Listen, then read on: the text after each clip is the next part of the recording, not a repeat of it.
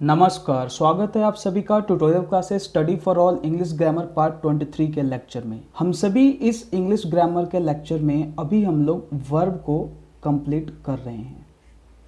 Verb में हम लोग लास्ट लेक्चर में हमने इन्फिनेटिव को ख़त्म किया था और आज आपको पता चलेगा कि क्यों हम लोग आई विल के बाद गो लगाते हैं।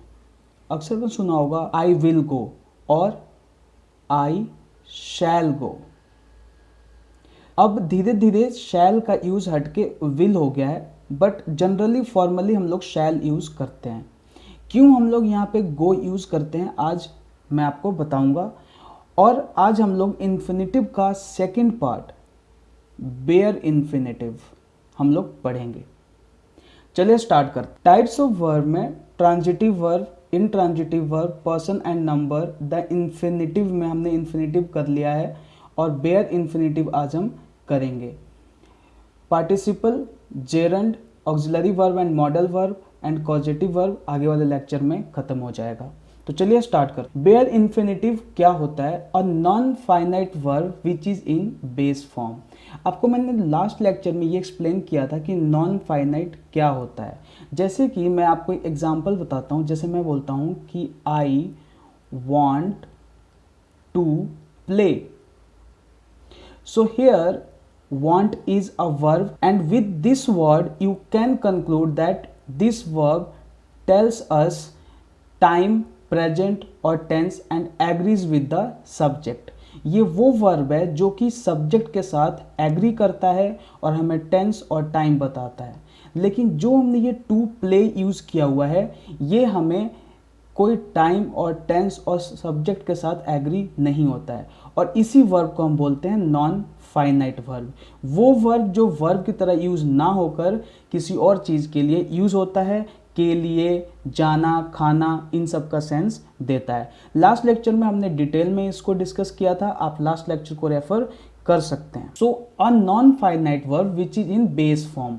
बेस फॉर्म का मतलब है कि जैसे मान लो कि गो एक वर्ड है तो ये गो आपका वर्ब है और ये बेस फॉर्म है इसका।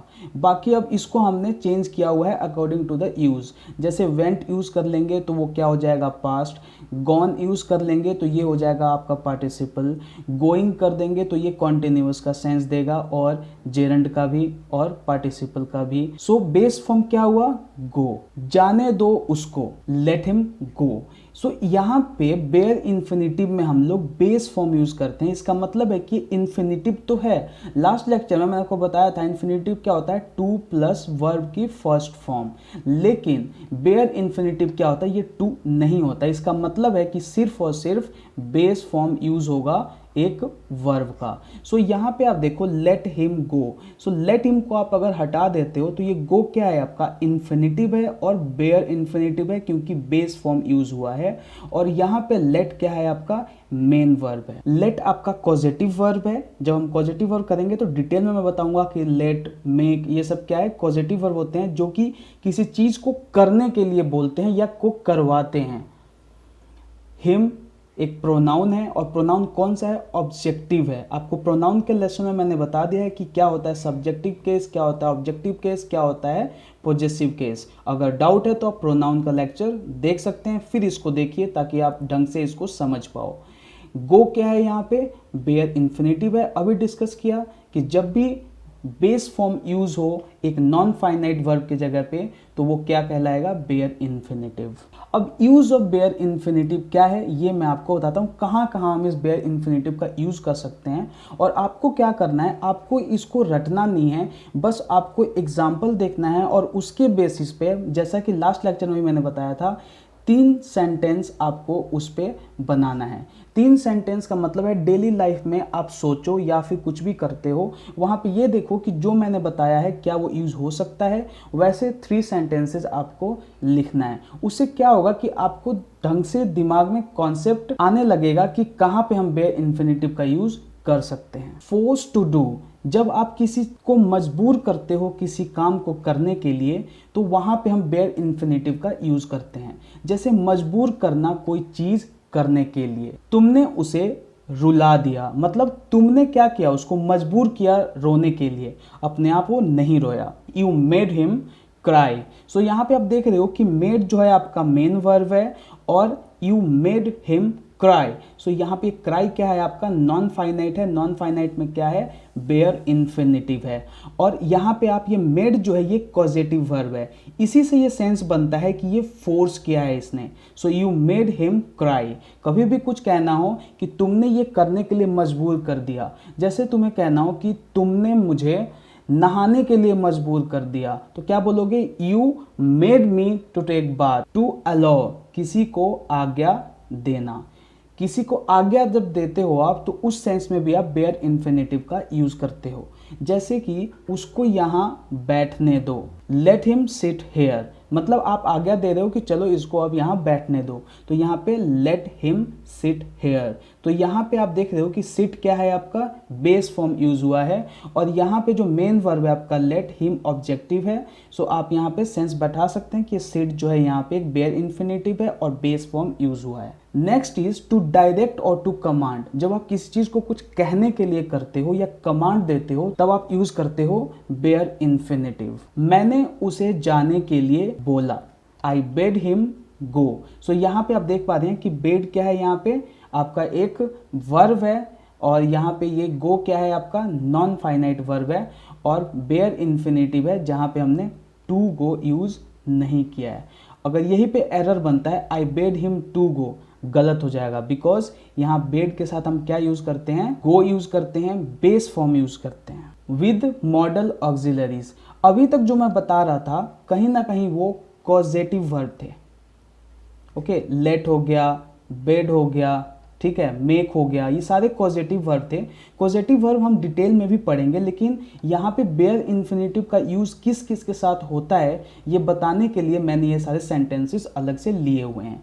अगला सेंटेंस जो है ये model auxiliary verb like can, could, may, might, shall, should, will, would, might, dare, not, need not हम डिटेल में डिस्कस करेंगे, लेकिन यहाँ पे बेयर इन्फिनिटिव का यूज होता है इन वर्ड के साथ, इसीलिए मैंने इसको रखा है। आपको जस्ट ये सेंटेंस को फॉलो करना है, और जैसा मैंने बताया कि 3 एग्जाम्पल आपको अपनी तरफ से लिखना है। सो यहाँ पे कैन का यूज देखते हैं। आई कैन डू दिस वर्क, मैं यह काम कर सकता हूँ, ठीक है। तो यहाँ पे कैन का मतलब क्या होता है सकना, ठीक है। कहीं भी सकना का सेंस हो तो आप समझ लें मुझे कैन यूज करना है। So I can do this work, मैं यह काम कर सकता हूँ। नेक्स्ट आप देखो यहाँ पे you could do this work, तुम यह काम कर सकते हो। आप ये बताओ कि यहाँ पे भी सकता और यहाँ पे भी सकता, यहाँ पे मैंने कैन यूज किया है और यहाँ पे कुड, ऐसा क्यों? कारण है इसके पीछे। जब भी हम लोग कैन यूज करते हैं तो हम ये बता रहे हैं कि हम लोग फॉर्मल नहीं है या फिर हम पोलाइटनेस वाला सेंस नहीं दे रहे हैं। जैसे कि आपको गुस्से से बोलना है कि हाँ मैं ये काम कर सकता हूँ, so I can do this work, और यही आपको प्यार से बोलना है कि हाँ मैं ये काम कर सकता हूँ। सो यहाँ पे आपको बोलना है you could do this work. अब नेक्स्ट सेंटेंस आप देखो, इट मे रेन टूडे, शायद आज बारिश हो।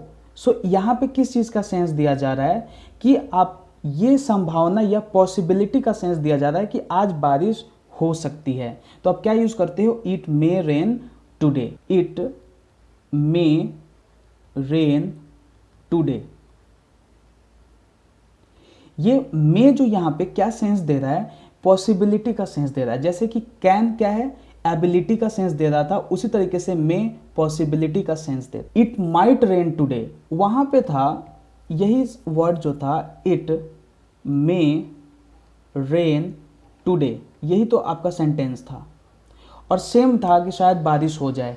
अंतर इतना है इसमें कि जब आप मे यूज़ करते हो तो पॉसिबिलिटी बढ़ जाती है, जब माइट यूज़ करते हो तो पॉसिबिलिटी घट जाती है। So it might rain today मतलब उतना कंफर्म नहीं है, लेकिन इट मे में मतलब है कि भाई बारिश आज होके ही रहेगी, बादल वगैरह पूरा छा गया है। आई होप कि आप इसको समझ पा रहे होंगे। आई शैल गो टू स्कूल, मैं स्कूल जाऊंगा, आई के साथ हम शैल यूज़ करते हैं और यहाँ पे गो यूज़ करते हैं। फ्यूचर टेंस में जब हम पढ़ेंगे तो वहाँ पे देखेंगे कि हम फ्यूचर टेंस में जब सेंटेंस बनाते हैं, मैं स्कूल जाऊंगा, तो उसके लिए हम शैल विल का यूज़ करके और बाद में हम लोग वर्ब यूज़ करते हैं। और कौन सा वर्ब यूज़ करते हैं, बेस फॉर्म। सो यहाँ पे गो क्या है आपका बेस फॉर्म ऑफ वर्ब है। आई शुड स्कोल्ड हिम, मुझे उसे डांटना चाहिए। तो यहाँ पे अभी देखो शुड मतलब चाहने का सेंस दे रहा है। सो मुझे डांटना चाहिए तो शुड यूज करेंगे। ही विल क्राई, वह रोएगा। यहाँ पे देखो विल और उसके बाद बेस फॉर्म का यूज़ हुआ है। आपको ये देखते रहना है कि किस तरीके से हम यहाँ पे बेस फॉर्म का यूज़ कर रहे हैं। बेसिकली बेयर इन्फिनेटिव कुछ नहीं है, बेस फॉर्म का यूज़ कहाँ हो सकता है उसी चीज़ के बारे में बताया जाता है। आई वुड डू दिस वर्क, मैं यह काम कर लूँगा। तो यहाँ पे आई वुड यूज़ हुआ है। ओके ये भी एक पोलाइटनेस का सेंस देता है और फ्यूचर में कुछ काम करने के लिए आप कहते हो जब प्यार से कि मैं हाँ ये काम कर लूँगा। So I would do this work. You must take care of your younger brother, तो तुम्हें अपने छोटे भाई का ख्याल रखना चाहिए। तो यहाँ पे आप देख पा रहे हैं किस तरीके से मस्ट का यूज़ हुआ है और चाहने का सेंस दिया जा रहा है। और इसके बाद यू मस्ट टेक केयर, यहाँ पे आप देख सकते हैं कि टेक जो है यहाँ पे क्या है, बेस फॉर्म यूज़ हुआ है वर्ब का। तो ये जो मस्ट है, वुड है, विल है, शुड, शैल, माइट, मे, ये सब क्या है आपका, ये मॉडल्स हैं और इनके साथ हम लोग बेयर इन्फिनेटिव का यूज़ करते हैं, यानी base form of verb use किया जाता है। You dare not do it, dare not का मतलब होता है डेयर ना, तुम इस चीज़ को करके दिखाओ, मतलब डेयर दिया जाता है। जैसे कहा जाता है कि मैं तुम्हें एक डेयर देता हूँ कि जाओ तुम उस भूत बंगले में घूम कर आओ, तो वहाँ पे डेयर उस सेंस में यूज़ होता है। So you dare not do it, तुम यह करने की हिम्मत मत करना। ठीक है, तो यहाँ पे डेयर उस सेंस में यूज़ होता है और ये भी एक मॉडल है। You need not go today, तुम्हें आज जाने की ज़रूरत नहीं है। तो यहाँ पे आप देख रहे हैं नीड नॉट का यूज़ हुआ है और इसके बाद गो का जो है बेस फॉर्म यूज़ हुआ है। सो इन सारे सेंटेंस में आप देख सकते हैं कि might, shall, should, will, would, must, dare not और नीड नॉट के साथ कौन सा वर्ब यूज़ हुआ है, बेस फॉर्म। आपको ये ध्यान रखना है कि हर एक एग्जाम्पल में किस तरीके से हम बेस फॉर्म का यूज़ कर रहे हैं। अब कुछ स्पेशल रूल है, जैसे कि आप इस सेंटेंस को देखो, अच्छा होगा अगर मैं यहाँ फ़ोन ना छोड़ूं, हो सकता है कोई चुरा ले। जब भी ऐसा सेंस है कि अच्छा होगा अगर मैं यहाँ फ़ोन छोड़ूं, मतलब कि यहाँ पे अच्छा होगा, क्या मतलब ये हो रहा है यहाँ पे कि आप कुछ ऐसा चीज़ सोच रहे हो जहाँ पे आपको लगता है कि अगर मैं नहीं करूँगा तो ये चीज़ हो सकता है। तो ऐसे सेंस के लिए हमारे पास इंग्लिश में कैसे इसको बोलते हैं, I had better not leave the phone here, someone might steal it.